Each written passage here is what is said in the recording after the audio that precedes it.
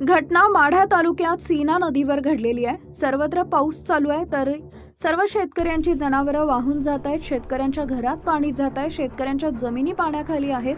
अशी भयानक परिस्थिती आता शेतकऱ्यांवर आहे। मग अशातच या घटनेत काय झालेलं आहे?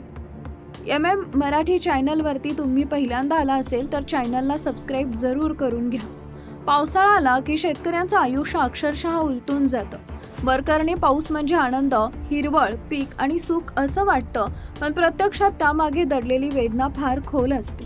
विशेषतः जास्त पावसामुळे शेतकऱ्यांची घरं, रान, जनावर आणि रोजच्या जगण्याची कसरत यावर मोठा परिणाम होतो। शेतकऱ्यांसाठी पावसाळा म्हणजे आयुष्याचा श्वास। एप्रिल-मेच्या कडक उन्हानंतर जमिनीतले ओलसरपण संपतं, विहीर, नदी, नाले आटतात। पावसाच्या पहिल्या सरी पडल्या की शेतकरी नव्या उत्साहानं नांगर घेऊन रानात उतरतो। बियाणं टाकायचं, खतं द्यायची, रान तयार करायचं, या सगळ्या गोष्टींचा नवा आरंभ होतो। घरातही आशा निर्माण होते की यावर्षी पिकं चांगली येतील आणि हाती थोडा पैसा येईल।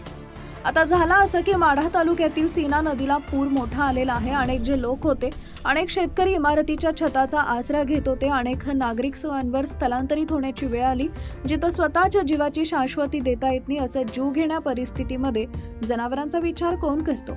परंतु केवड गावातील मदन चव्हाण या शेतकऱ्यांना आपल्या जीवाची पर्वा न करता केवड ते दारफळ या 5 किलोमीटरच्या अंतरातील पाण्यात बुडणारी सुमारे 200 जनावरं सुरक्षित ठिकाणी नेत त्यांनी अशा प्रकारची मदत केली आहे। अनेक शेतकऱ्यांनी आपली जनावरं सोडून दिली होती कारण की त्यांचा जीव जाईल म्हणून, परंतु या पठ्ठ्यानं त्या 200 जनावरांना, कोंबड्यांना, गायींना उंच ठिकाणावर नेऊन त्यांचा जीव वाचवला।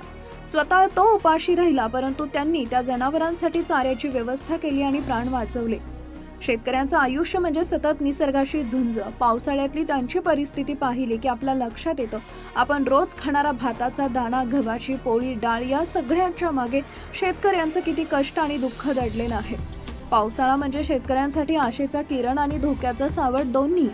एकीकडे पिकांच्या भरघोस उत्पादनाची स्वप्न, तर दुसरीकडे पाण्यात बुडालेल्या घरांची, रानांची काळजी। म्हणूनच म्हणतात, शेतकऱ्यांचं आयुष्य म्हणजे निसर्गाच्या भरवशावर उभं असलेलं, पण मनानं अजोड ताकदवान असलेलं आयुष्य।